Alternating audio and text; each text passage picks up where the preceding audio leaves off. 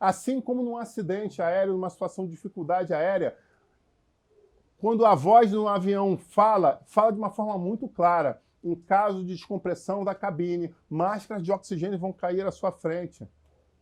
Antes de ajudar idosos ou crianças, pessoas que estejam com dificuldade, ei, você precisa colocar a sua máscara. Você precisa voltar a oxigenar, você precisa voltar a respirar, para num segundo momento pensar em ajudar os outros.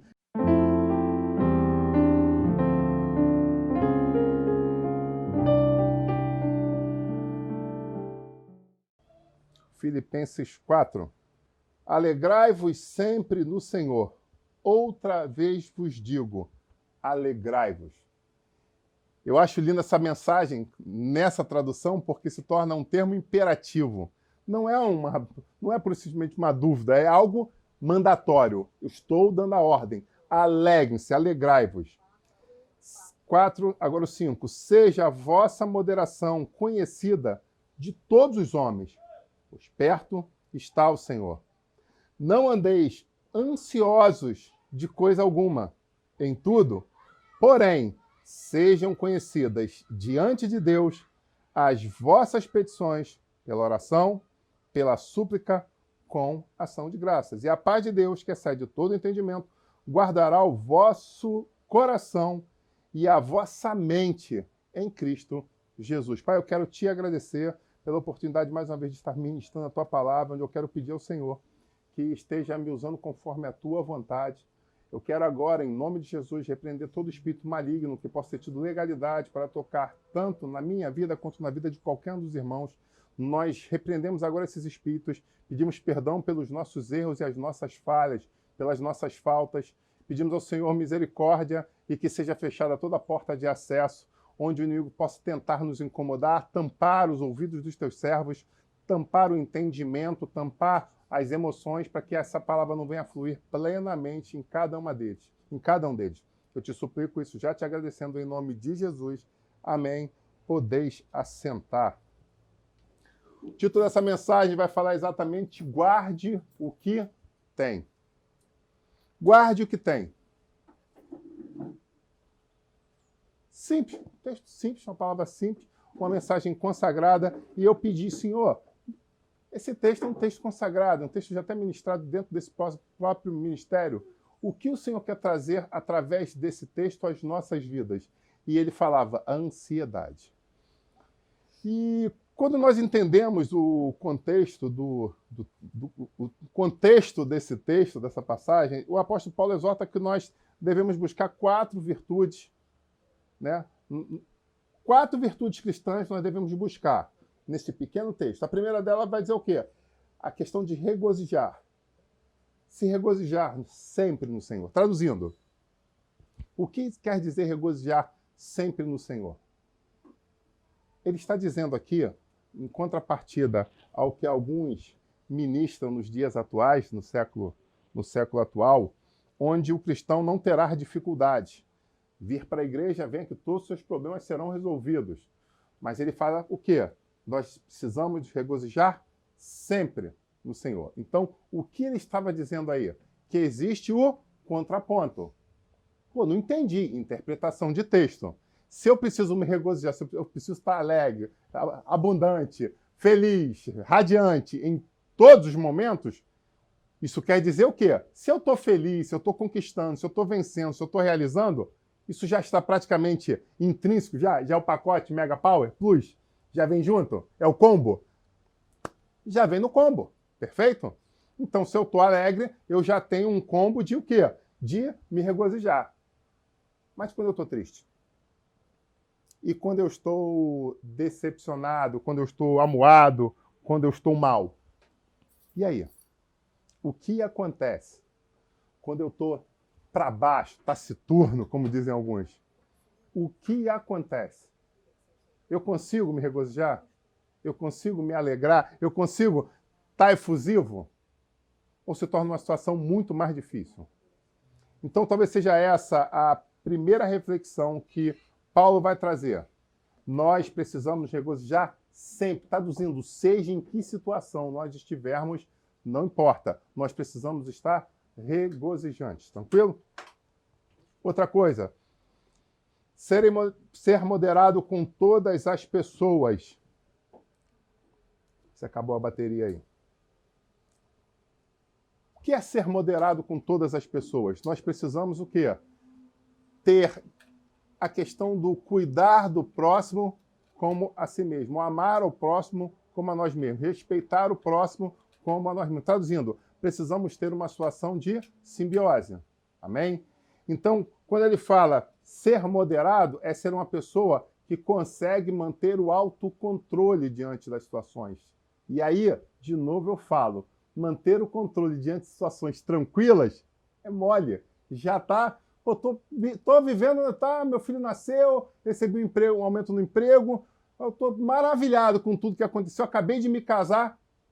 Essa palavra se encaixa?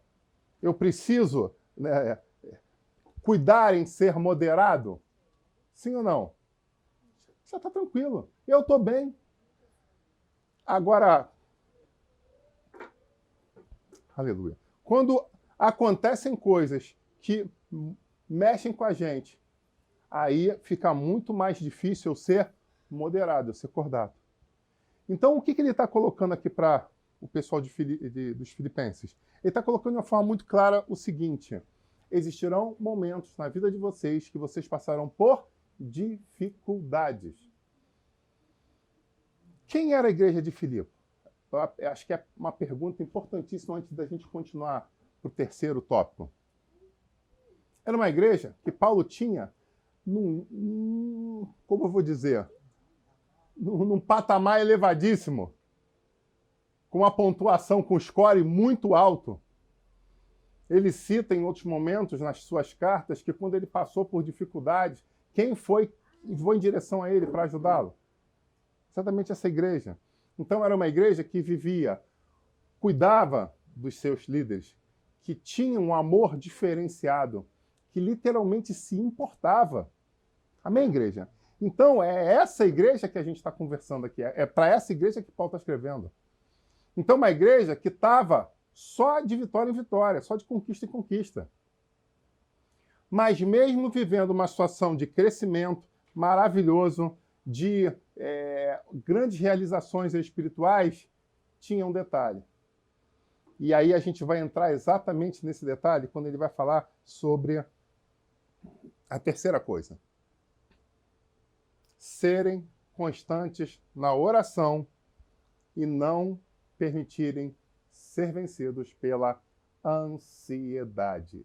E aí, quando eu chego nesse ponto, eu entendo literalmente a revelação que o Espírito Santo nos deu para ministrarmos essa noite. Não estejais ansiosos. Pastor, o que é ansiedade? O senhor já não ministrou sobre isso? O senhor já não trouxe uma pregação sobre isso? O senhor até brincou que ia chamar um analista para vir trazer aqui a ministração e o senhor apareceu na nossa frente.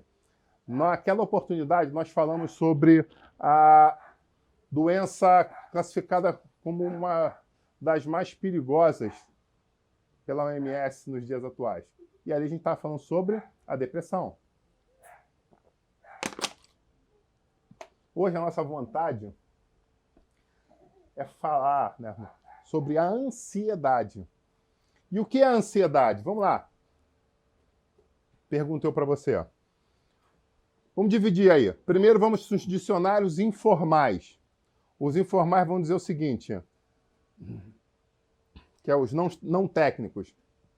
Ansiedade é aflição, angústia, perturbação do espírito causado pela incerteza. Então guarde bem isso.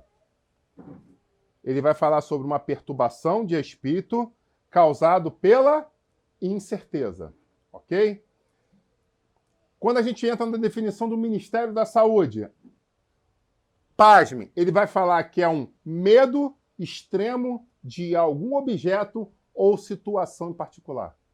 Então, a ansiedade, que Paulo fala que os filipenses precisavam lutar contra ela, guerrear contra ela, porque aí quando a gente entra nas palavras no grego, ele vai falar sobre palavras de guerra, de formação de exército, traduzindo, era uma situação de combate. Então era uma coisa que ele estava colocando como sendo uma coisa séria. Então, ela traz o quê? Um medo extremo de algum objeto ou situação em particular. Aí ele vai falar sobre o medo exagerado de ser humilhado publicamente, falta de controle sobre os pensamentos, imagens ou atitudes que se repetem independentemente da vontade, pavor depois de uma situação muito difícil. Então, quando temos a definição no Ministério da Saúde sobre a situação de ansiedade, é isso que ele vai falar. Mas o que me chama mais atenção é exatamente a situação do medo extremo de algum objeto ou de alguma situação. Porque quando nós chegamos a essa situação na nossa alma, na nossa psique, onde nós permitimos que algo venha a nos afligir de tal forma, é isso que me chama mais atenção. Concordam comigo? Então isso me deixa, isso aqui é uma situação muito interessante. Esse medo extremo. Até mesmo porque a Bíblia vai falar sobre a questão, né? Ela vai guerrear, ela vai bater justamente no espírito do medo.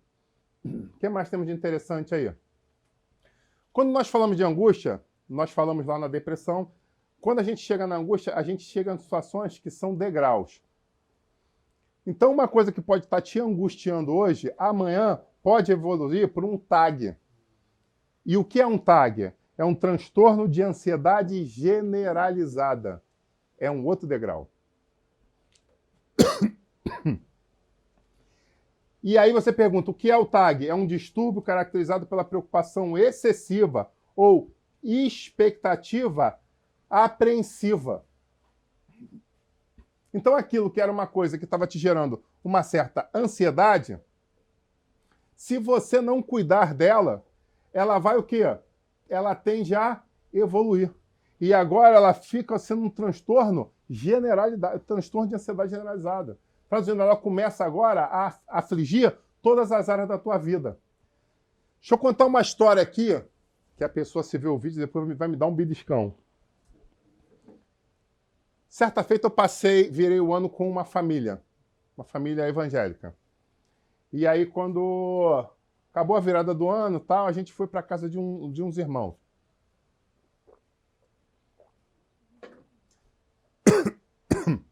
Me perdoem pela tosse. Hoje a minha garganta foi muito usada esse final de semana, então estou sentindo um pouquinho ela. Então o que acontece? Saímos da festa de Ano Novo, culto de Ano Novo, virada do ano na igreja. Acabamos ali, fomos chamados por essa família, né, de pastores também, para ir visitar uns irmãos da igreja, que estariam fazendo uma festa, noite adentro. Então nos convidaram, depois que acabar lá, queríamos convidar vocês a passarem aqui em casa para curtir aí o restante da madrugada em festa conosco. Tranquilo. Fizemos a parte eclesiástica ali, nos congratulamos com os irmãos, e depois, né, meia-noite e meia, meia-noite e 40 ali, quando as pessoas começaram a voltar para suas casas, pegamos o carro e entramos. E foi interessante, eu estava sentado no carro e de repente essa pessoa chega e fala, caramba, chegamos no ano de 2000 e alguma coisa. Aí eu, verdade.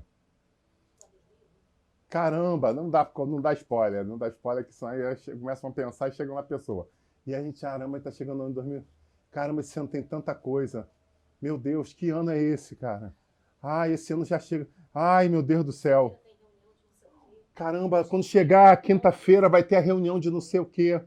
Ah, mas logo depois dessa reunião a gente vai ter um conselho de não sei o quê, da votação, não sei o quê, na outra semana. Meu Deus, caramba, aquela situação. Mas a matrícula da faculdade é dia 20 e pouco. Caramba, aí da matrícula da faculdade é dia 20 e pouco. Meu Deus do céu, o carnaval tá chegando. O retiro, meu Deus do céu. Eu não sei ainda como é que vai ser a situação do retiro. A gente não fechou o... Aí eu já parei e comecei a olhar para cada pessoa. A esposa do pastor. Ai, meu Deus, porque o retiro a gente não fechou até agora. Até agora, hoje é dia 1º. O carnaval é no final de fevereiro. Até agora a gente não fechou. Meu Deus, será que a gente vai perder aquele sítio? E aí a voz começou, a respiração dela começou a mudar. E aí ela começa a ficar, a tendência da pessoa a ficar o quê? Ofegante, não é isso? E aí a pessoa começou a ficar ofegante. Ai, mas agora... E quando acabar o retiro, a gente tem... Meu Deus do céu, já tem a situação do casamento da fulana de tal que vai ser em abril. Abril. Aí, quanto mais ela falando, e ela mais nervosa ia ficando. E ela literalmente começou a perder o controle. Ela começou a embargar a voz. E abril é o casamento. Meu Deus do céu. E junho tem... E eu fui olhando. Eu falei, não, você vai parar. E aí, quando ela chega... e que não sei o quê, e que não sei o quê. Meu Deus, o ano já está quase acabando. Eu falei, são 1h da manhã do dia 1º de janeiro. É lógico que pelo meu ponto eletrônico, pela fortificação, vocês já se ligaram qual o sobrenome que está envolvido nessa história, né? Mas vamos pular essa parte. Essa pessoa estava no dia 1º de janeiro do ano X, aproximadamente 1h da manhã, sofrendo pela quantidade de tarefas que aconteceriam naquele ano, até concluir num ar esbaforido. O ano já está quase acabando. O que ela estava tendo naquele momento dentro daquele carro? Uma crise de ansiedade. Literalmente isso. Ela estava antecipando fatos a ponto de literalmente sofrer. Que para nós era engraçado, mas para ela era real. Exatamente. E aí vem uma reflexão que eu ia colocar mais à frente aqui, mas minha esposa já deu spoiler. Como analista, ela já cortou, já podemos ir embora, já fazer o apelo, né? Que ela falou uma coisa, ela só construiu, ela concatenou, ela já fez a ponte. Que pra gente no carro estava sendo engraçado, mas para ela não tinha graça nenhuma. Ela estava literalmente sofrendo com aquilo. Aquilo estava doendo nela, estava incomodando ela, estava levando ela a uma situação de aumento de pressão arterial, de batimento cardíaco, estava trazendo alteração na respiração dela, era uma situação real. E aí vem uma outra reflexão interessante que eu convido a você a pensar sobre isso. Quando você estiver envolto a uma pessoa que está tendo crises de ansiedade ou até mesmo um transtorno generalizado de ansiedade, não minimize a dor dela. A gente vai falar sobre isso aqui. O que você deve fazer. O que você não deve fazer, eu já te adianto, é achar que isso é uma grande palhaçada, que é uma coisa somente da cabeça dela. Porque existe em toda uma situação, tanto linkado na alma quanto no espírito. Existe a situação de permitir que as sinapses te levem para um sistema simpático, te leve para um caminho, né, diferente, como também existe um mundo espiritual que trabalha em cima de legalidades. Porque se a Bíblia manda você não estar ansioso por coisa alguma, se você permite que a ansiedade entre no teu coração, o que você está fazendo?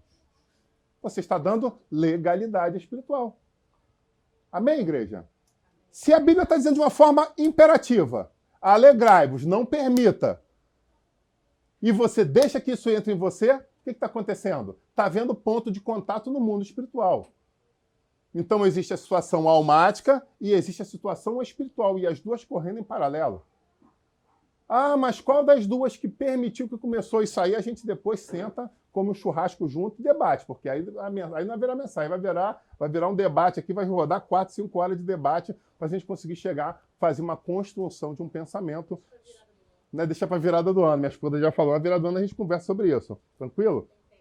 Então, devemos tomar muito cuidado com esse tipo de coisa. Uma outra situação que eu trago para vocês, e aí eu fiz essa pergunta à minha família ontem, na hora que a gente estava fazendo nosso culto doméstico, né? E quase todos erraram.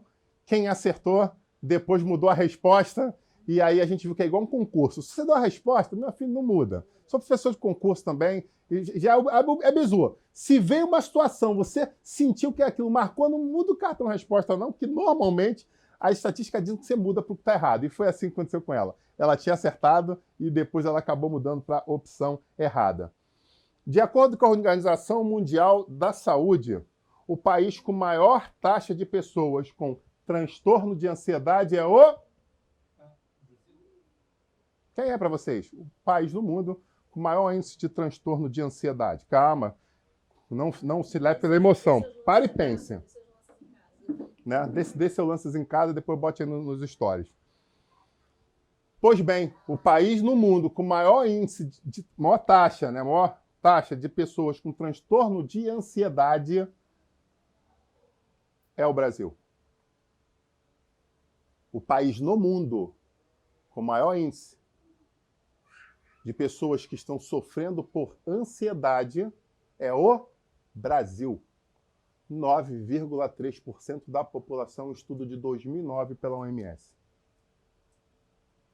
E olha que interessante. O Brasil está em primeiro na situação da ansiedade. E aí ele consegue já chegar em quinto colocado mundialmente, em que caso? De depressão, que a gente já trabalhou no outro link. Aí você vai botar o link aqui na descrição da outra mensagem, aí aqui, lá de cai. Você bota... O pessoal da mídia ali, você bota depois o link aqui, você que está vendo em casa, o link da mensagem que vai falar exatamente sobre a questão de depressão. O Brasil consegue ficar em primeiro em um e em quinto no outro. Olha que profundo isso. Que situação reflexiva que cabe a nós, Igreja do Senhor, sobre isso. Porque se é um país que é predominantemente católico e evangélico, por que isso está acontecendo? Não poderia acontecer. Concordam comigo? Se é um país, tanto católico como evangélicos, que tem como predominância sobre a sua vida a Bíblia Sagrada, cumprimento da Bíblia Sagrada através das palavras de Jesus, então não era, o Brasil não poderia nunca estar ocupando essa posição no ranking. Amém, igreja? Mas aí vem um outro link que eu coloco para você. A gente está construindo aqui uma casa, botando paredes aqui até a gente chegar no acabamento dela. De onde vem essa palavra ansiedade? Essa palavra ansiedade deriva-se do grego. E o Eric quase acertou colocando o nome do filho dele, né? Ficou muito perto ali, só que é perto, mas é totalmente diferente o sentido. E eu pergunto a você, qual é o termo grego que vai falar exatamente sobre ansiedade? É a palavra ansher. Não é asher, não, tá? É ansher, né? Tem um N antes do A-S-H, mas tem um N ali que vai falar ansher. Ele já até veio ali andando, ó, me chamou? Ali, o que foi? Tá me chamando aí, pastor? Pois não. Então a palavra é ansher. E essa palavra ansher significa, sabe o quê? Eu chamei ele quer vir agora.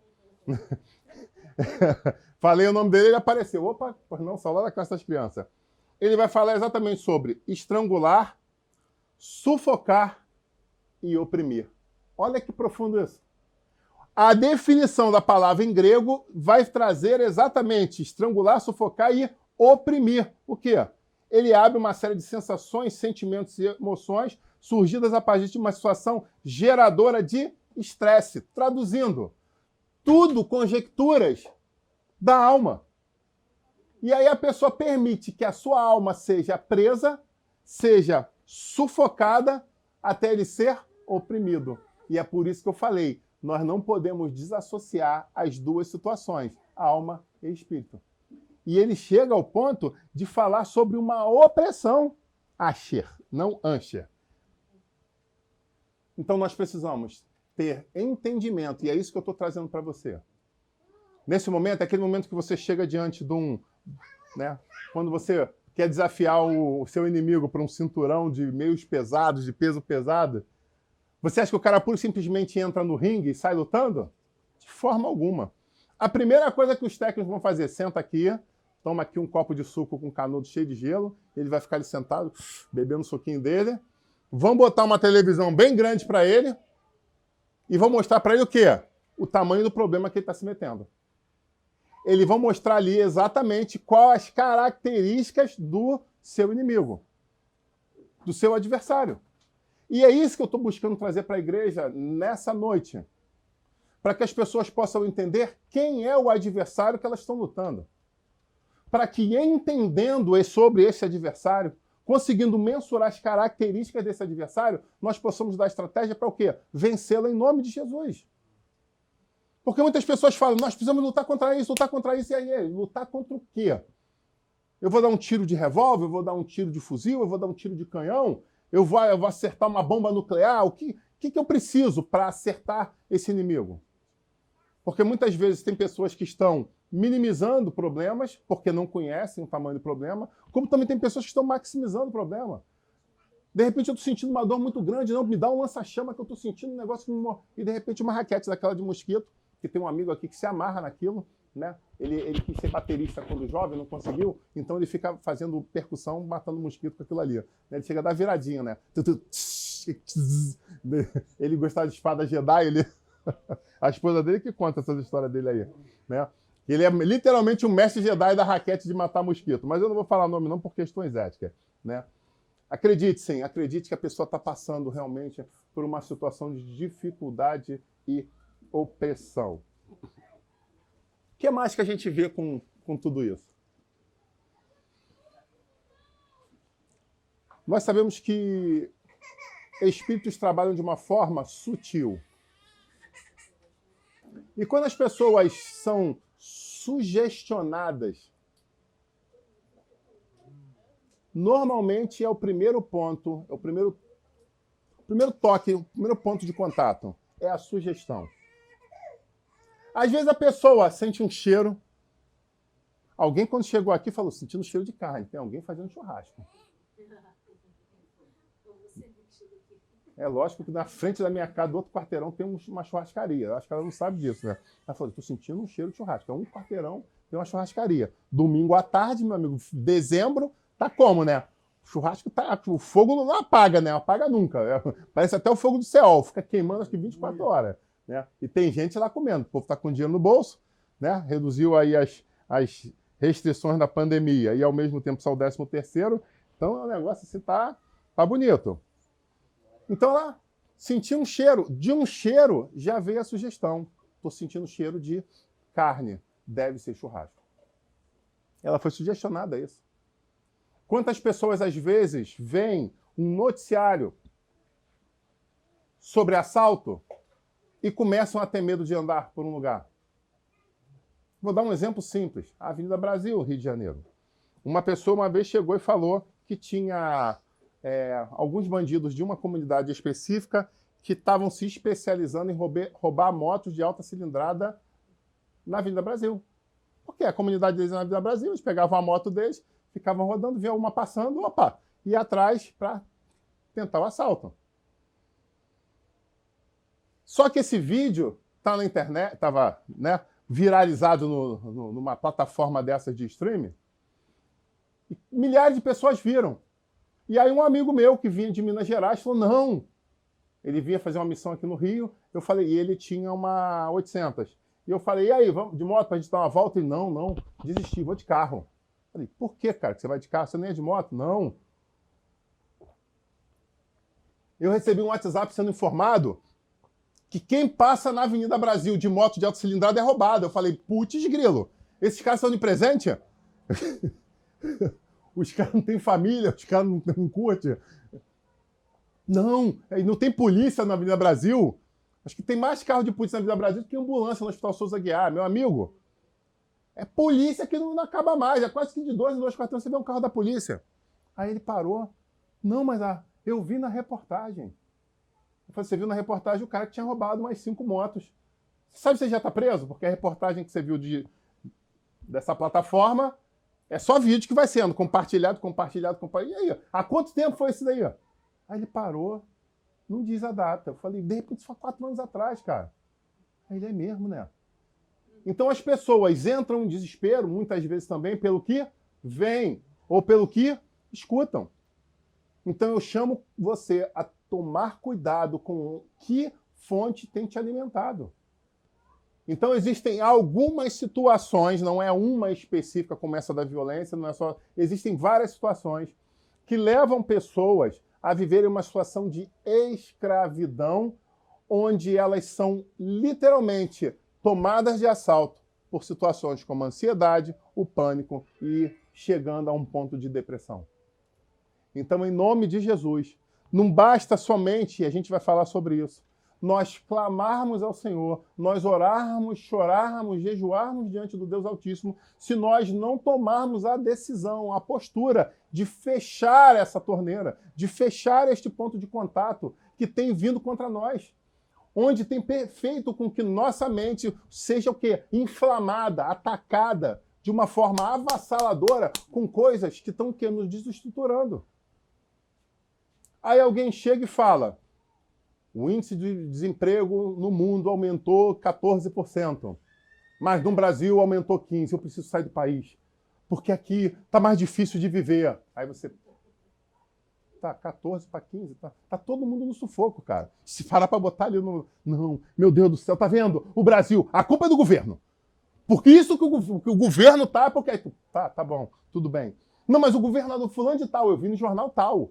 Aí tu, interessante. Eu vi no jornal tal que a culpa é dele. Tá, beleza. E qual é a solução? A solução era voltar para outro governo. Pô, mas você viu as estatísticas do último governo? Não, é porque... Mas você lembra o que aconteceu quando estava a outra situação e que... Não, mas não tinha 15% de desemprego. Aí tu até ok, não tinha 15% de desemprego, mas não tinha uma pandemia mundial que estava parando toda a economia. Não, meu Deus do céu, eu não mereço viver. Tu, caraca, calma aí, cara, respira. Eu não sei se eu vou ter comida amanhã. Vocês estão rindo? A pessoa acaba entrando numa situação cíclica. É exatamente assim. Ele vê uma reportagem, ele está empregado. Detalhe, essa pessoa está empregada. O patrão se amarra nele. A expectativa dele é de promoção no emprego. Pronto, acabou a vida dele. Eu vou ser mandado embora. Eu vou ser mais um. Vai passar para 16% e meu nome está na rela. Aí ele chega no serviço no dia seguinte, o chefe, caramba, que bom que você veio. Ó, tô precisando conversar contigo. Acabou a vida dessa pessoa. Tá no hospital, tá tendo um infarto. O que foi? Ele quer conversar, o cara quer dar um aumento para ele, quer dar um emprego, quer dar uma nova posição, uma gerência. Tá pensando em abrir uma filial e botar ele à frente. Pronto. Mas por quê? Porque ele se alimentou.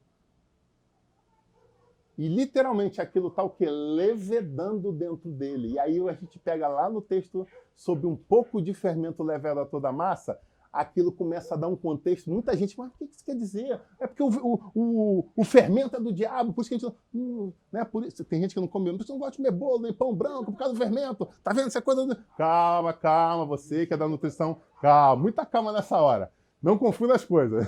Pode ser um vilão para a questão de dilatação, etc. Mas calma, muita calma nessa, não vamos demonizar a pobre farinha branca e o amigo dela fermento. O fato é, um pouco de fermento pode levedar toda a massa. Traduzindo, aquilo que você viu, diante daquilo que você começa a ouvir como sugestão nos seus ouvidos, setas que são lançadas contra a sua mente, podem te levar a uma situação de escravidão. É isso que esse texto te traz dentro de um contexto.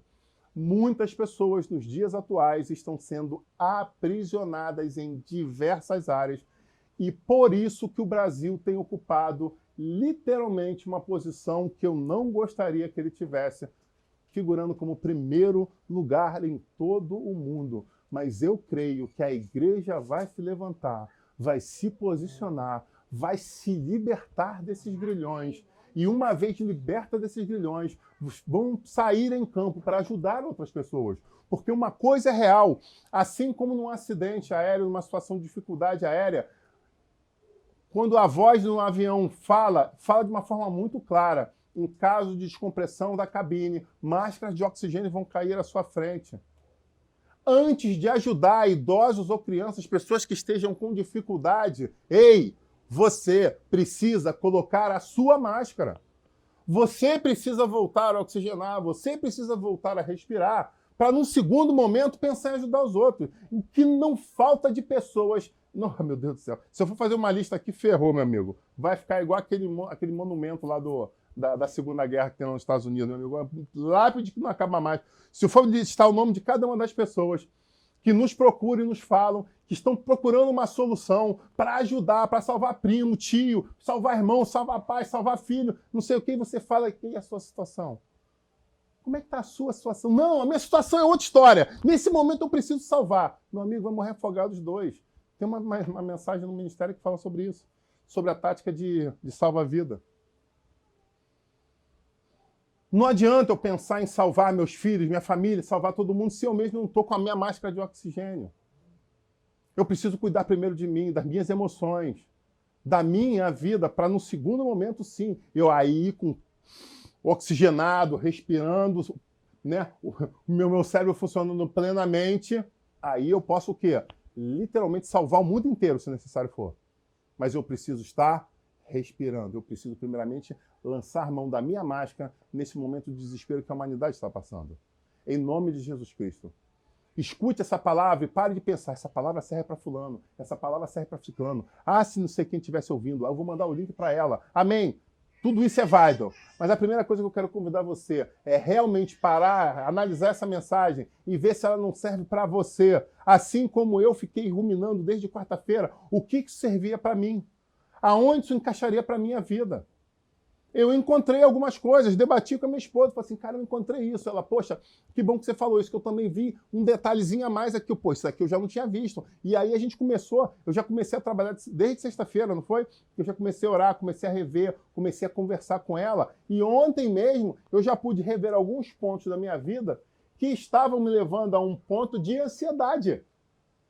Então, quando nós temos uma ministração, a oportunidade de ouvir algo, pare com essa mania que nós temos, muitas vezes, de tentar encaixar no CPF de A ou de B. Porque, na verdade, tudo isso acaba sendo uma fuga que nós fazemos para não nos ver em momento algum dentro daquilo que está sendo ministrado. É uma característica de defesa psicológica. Você pode acreditar nisso. Ah, isso aqui fulano, meu Deus do céu. Você fica tentando... A próxima frase vai ser para quem? Vai ser para quem? Ah, ciclano, isso aqui é para ciclano. Nunca é para você. Tá rindo? É muito profundo isso. Então nós precisamos ter o discernimento, ter a visão, para que essas coisas não venham a nos aprisionar. Amém? Indo mais além do campo da pesquisa e da análise, nós vimos que alguns pesquisadores da USP, junto com alguns outros médicos famosos no Brasil, colocar em ponto uma outra coisa que eu sinto de trazer para vocês essa noite. Eu já falei para você que isso aqui pode ser um anjo ou pode ser um demônio na tua cabeceira. Já não falei para a igreja isso? E certa vez eu escutei 2 médicos de renome falando: não permita que esse anjo ou esse demônio entre no seu quarto. E eu falei, cara, é um pouco exagerado. Pensei eu comigo. Falei, pô, meio kamikaze. Parece até minha mulher quando vai fazer compra, meu amigo. É assim, bem radical, né? Você quer vir no meu colo? É isso? Vem cá. Você quer aparecer na filmagem? Então vamos aparecer na filmagem. Esse aqui não é um Ancher, esse aqui é o Asher. Perfeito, Asher? Amém? Dá tchau para a igreja, dá tchau para a câmera. Posso continuar agora? Ou você está confortável? Então, vamos lá, qualquer coisa você me avisa aí. Né? Não devia estar saindo na filmagem sem camisa não, porque tem disciplina na igreja. Tem ordem, tem decência, mas eu vou quebrar teu galho aí. Vou botar uma normativa no negócio da igreja, que até 2 anos já está autorizada essa questão da nudez diante das câmeras. Tranquilo? Ou de repente ser um ponto de contato para a gente ministrar para os índios. Ah, mas os índios de hoje em dia não são mais como os índios de antigamente.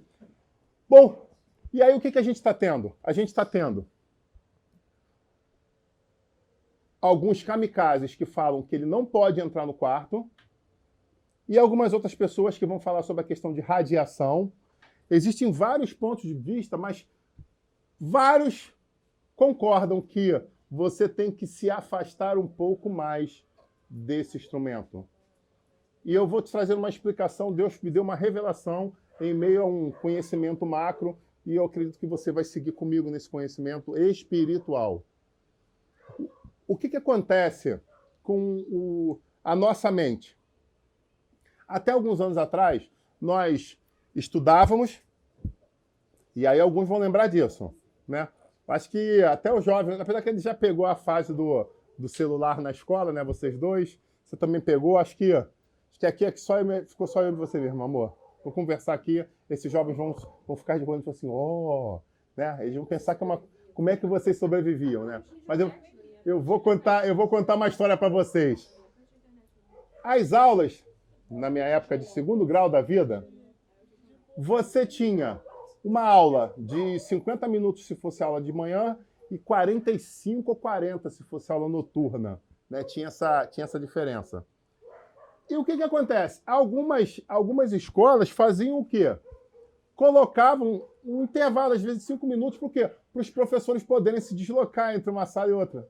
Né? Algumas escolas faziam isso. Não, te bota aqui os 50, mas tem os 5 toca o sinal, ainda vai uns 3, 5 minutinhos para dar tempo de chegar o professor na outra sala e recomeçar a aula. Quer ir lá agora? Quer ir? Ou quer ficar? Você não está com cara de que é lugar nenhum, não, né? Você está se sentindo confortável aqui, né? que acontecia nesses 5 minutinhos que a gente tinha entre uma aula e outra?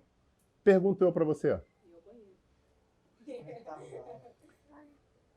Você, hoje em dia, a primeira coisa, quando já lança a mão, já bate uma selfie, penteado diferente, cabelo novo, o novo batom que eu comprei, aí pum, bate, aí já bota a foto do batom, preço do batom, aí já começa os likes, aqui esse batom maravilhoso, quando comprou, aí já manda a programação de onde foi esse batom, aí alguém já fala, pô, tô doido pra beijar essa boca, mas isso aí, ó, cuidado, hein? Quando acontecer isso, você corta, bloqueia. Bloqueia esse negócio de beijar a boca. O fato é, as pessoas pegam naqueles 5 minutos que elas têm e fazem o quê? Vão descansar. Vão dar uma relaxada, não é isso? Só que, na verdade, essa relaxada não é uma relaxada.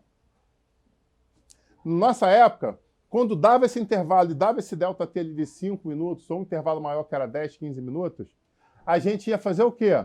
A gente ia conversar, a gente ia lanchar, alguns iam beijar na boca.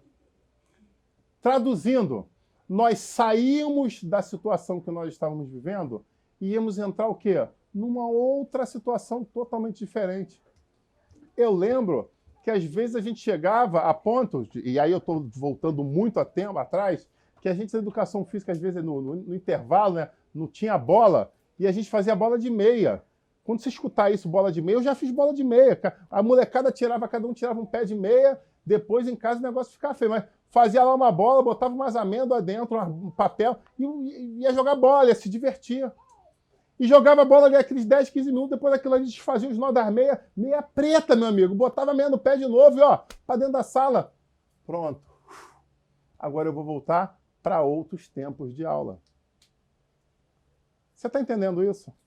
A gente conseguia pegar o nosso cérebro, desconectá-lo, de fazer coisas simples, corriqueiras. Apreciar, às vezes, um sanduíche, uma fruta. Mas a geração de hoje faz o quê? Hoje em dia, e aí me perdoe a geração de hoje em dia as pessoas, porque não é só mais a geração de hoje, agora você vê homens e mulheres da minha idade literalmente encharcados nisso, fazem o quê? Eles pegam nesses 5 minutos e a primeira coisa, ele abre aqui, Portal Mundial. O que aconteceu agora na Coreia? Ai, meu Deus do céu, o presidente da Coreia aumentou o preço do arroz. Eita caramba, um carro bateu no outro, num ônibus, matou 20 crianças na Indonésia. Caramba, meu Deus do céu.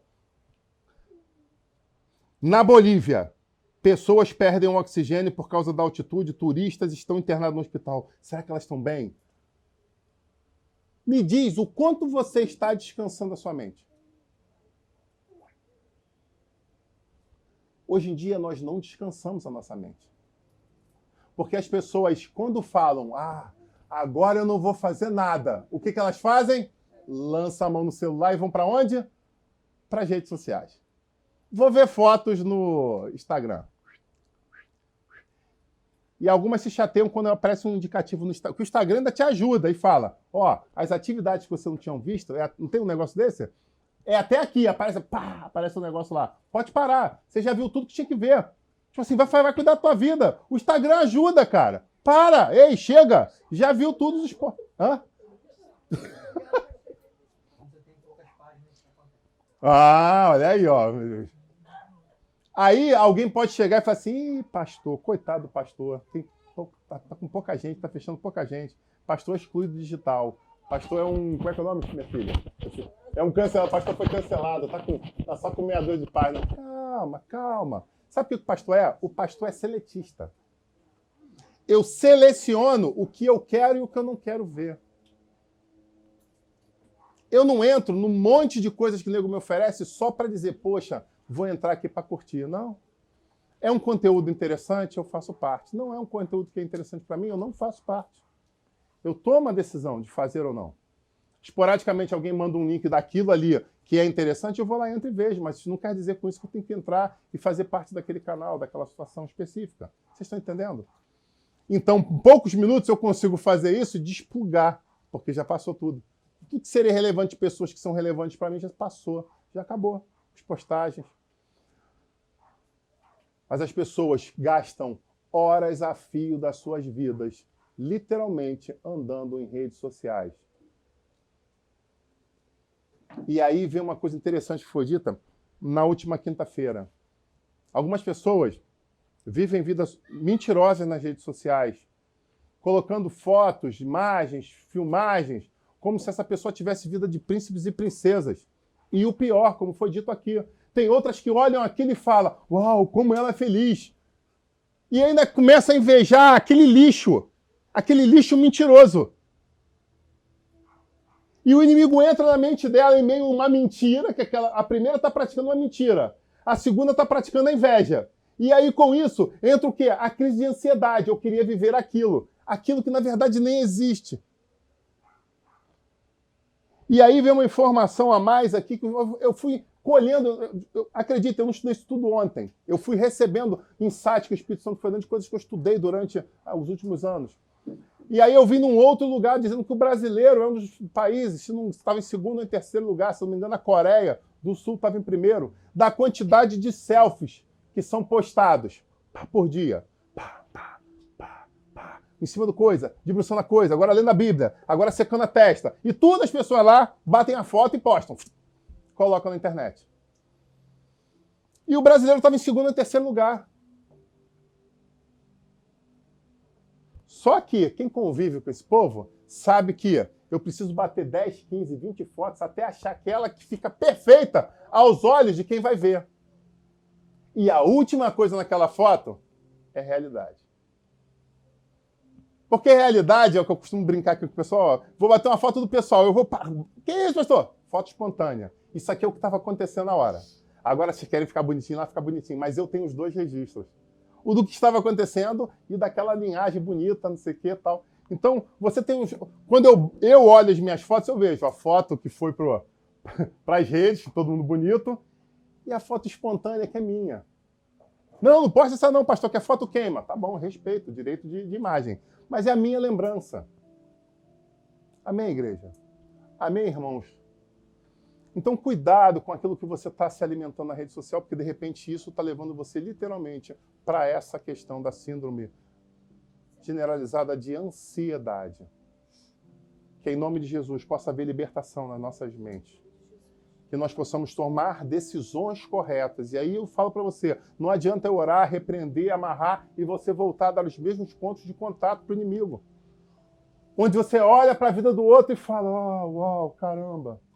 Eu passei por uma experiência dessa. Um irmão que está meio desviado, veio desabafar comigo sobre a vida de amigos deles que são empresários atuais e que andam com os carros mais caros que vocês podem imaginar. Eles andam de Land Rover, eles andam de carros da Honda, carros da Mitsubishi. E ele foi falando dos carros de todos os amigos dele. E ele falou, eu me sinto mal com isso. Eu falei, por que você se sente mal? Ah, porque eu escolhi essa carreira aí. Eu falei, cara, você é segundo sargento das Forças Armadas. Esse ano você pode fazer a prova de oficial. Você é formado no nível superior, uma faculdade boa. Por que você está se sentindo menor? Não, porque olha só a vida deles. Eles ostentam com ouro, as mulheres deles estão falando com mulher linda. Os carros são lindos. Eu falei, cara, conheço um pouco do mundo nesses 50 anos que Deus me deu até agora e eu acredito que ainda vai me dar mais. Ele falou que vai me dar mais. Eu estou acreditando. Se ele não mudou os planos, tem promessa aí de mais anos para frente. Deixa eu contar uma coisa para você. Você dorme com eles? Não. Você bota a cabeça no travesseiro com eles? Não. Você sabe, depois que ele passa daquela buzinadinha com aquela mulher bonita do lado, com aquele carro importado, você sabe se aquele carro está quitado? Não. Você sabe se aquele carro é um BA? Você está em busca e apreensão? Não. Você sabe se aquele é golpe de seguradora? Não, pastor. Que isso? Olha, pastor. Falei, respira. Eu conheço muita coisa de mundo. Pastor escuta muita coisa, aprende muita coisa. Você sabe a realidade daquilo ali? Você sabe se na verdade aquele negócio é lavagem de drogas? Que isso, pastor? Não tinha pensado nisso. Eu falei, meu filho, nem tudo é tão flores como isso parece. Toda a história que você me contou, de todos esses seus amigos, que eram uma média de 5 amigos, esses 5 amigos que você me contou, de sucesso, essas histórias não encaixam no mundo real. Mas deixa eu dizer uma coisa para você, eu conheço muito estelionatário, que pode te dar uma explicação muito clara do que está acontecendo. Essa pessoa parou e você continua sendo o segundo sargento das Forças Armadas, com nível superior, com a expectativa de oficialato, com uma família estruturada, uma menina que gosta de você. E aquela pessoa literalmente se calou. Porque ele estava literalmente aprisionado pelos seus olhos. E com isso, ele estava numa crise de ansiedade, prestes a entrar numa depressão.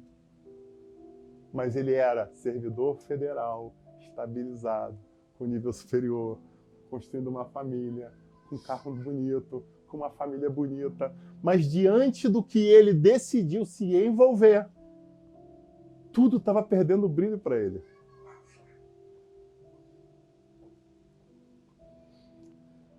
Minha esposa hoje acordou com uma música.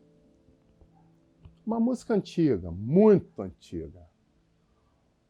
Muito, muito, muito antiga. É do outro milênio. Mas é uma música muito profunda. É uma música lá da harpa cristã. E o hino Guarda o Contato. Que muitas pessoas muito humildes, quando você vai lá para os longínquos rincões de Nova Iguaçu, né, de Campo Grande, você vê as pessoas cantando Guarda o Contato. Porque é uma redação muito antiga e ainda tinha o C mudo. Então, guarda o contato. Quando você escutar, você vai lembrar de mim. Guarda o contato. Sabe, essa letra quer dizer, queres neste mundo ser um vencedor? Queres tu cantar nas lutas e na dor? Queres ser alegre, qual bom lutador? Guarda o contato com o teu Salvador. Meu Deus do céu! Que hino fantástico é esse? Ela não sabia qual era a mensagem. Ela abriu os olhos hoje de manhã, eu já olhei para ela, olhou para mim, ela começou a cantar. Ela só conhece a estrofe. E aí a estrofe vai falar, guarda o contato com teu Salvador, e a nuvem do mal não te cobrirá. Pela senda alegre tu caminharás, indo em contato com... Então, ele primeiro fala, queres cantar nas lutas e na dor? Queres se alegrar? Qual um bom lutador? Queres neste mundo ser um vencedor? São 3 perguntas. Ele dá a resposta. Guarda o contato com teu Salvador. E aí, na estrofe, ele fala, guarde o contato com o seu Salvador e a nuvem do mal não te cobrirá. Pela senda alegre tu caminharás, indo em contato com o teu Salvador. Sabe, essa é a reflexão que eu quero dividir com a igreja essa noite. Você está na fase dessas perguntas? Eu quero te convidar a guardar o contato com o teu Salvador. Eu quero convidar a separar um tempo, buscar mais a Jesus.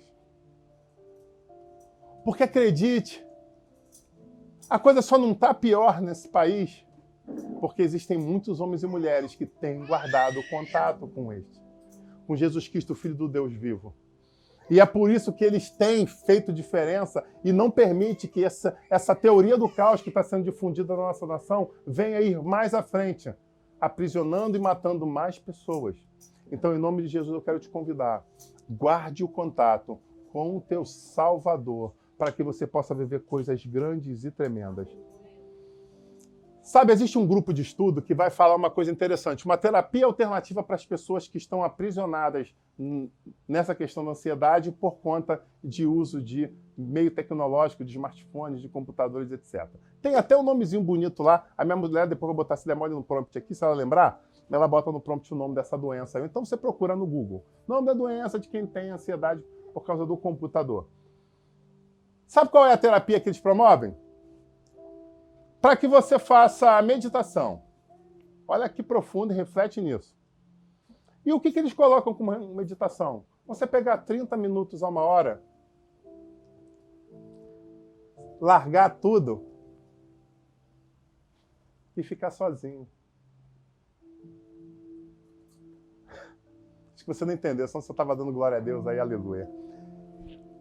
A terapia alternativa, fora o remédio, para se libertar dessa ansiedade, desse estresse, dessa depressão, é você separar 1 horinha, 30 minutos a 1 horinha do teu dia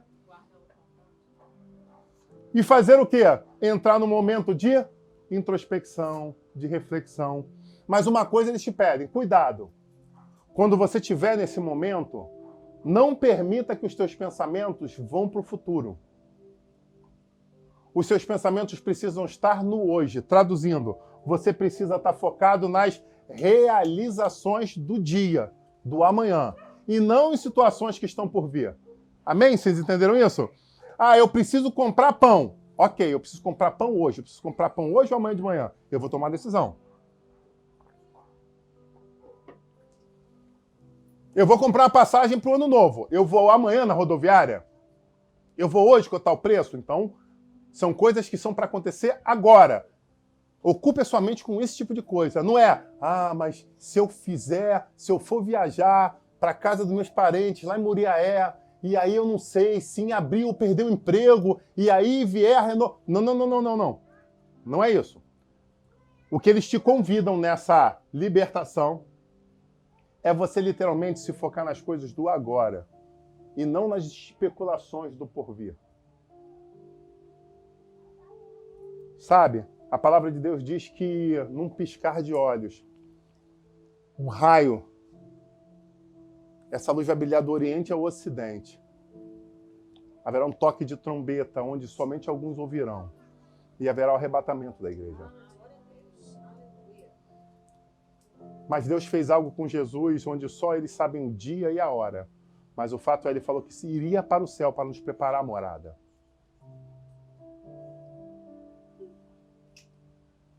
Mas enquanto isso está acontecendo, ele falou uma coisa para a gente: guarde o que tem, para que ninguém roube a tua coroa.